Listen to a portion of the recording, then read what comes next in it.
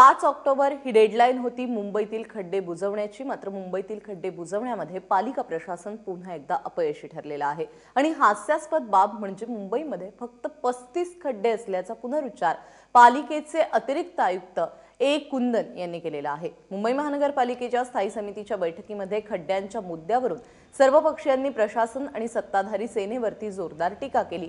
गेल्या आठवड्यात स्थायी समितीच्या बैठकीत खड्ड्यांच्या मुद्द्यावरून भाजपसह सर्वपक्षीयांनी सभात्याग केला होता। त्यावेळी प्रशासनाने 5 ऑक्टोबरची डेडलाईन दिली होती। दरम्यान गेल्या आठवड्यात जे पुलाजवळ खड्ड्यांमुळे रिजवान खान नावाच्या तरुणाला आपला जीवही गमवावा लागला होता।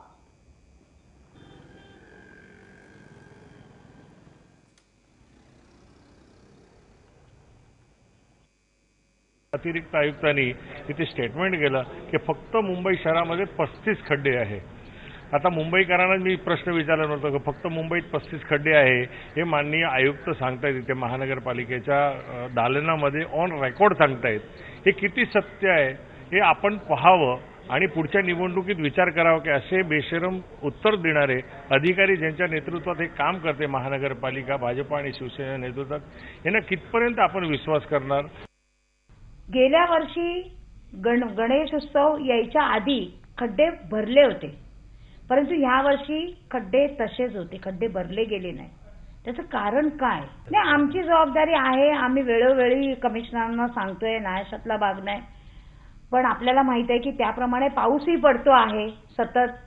परंतु जे मटेरियल आपण जे वापरणार आहोत खड्ड्यासाठी ते कुठेतरी क्वालिटी वाईज असायला पाहिजे असं आम्हाला वाटतंय। ते काय येत नाहीये।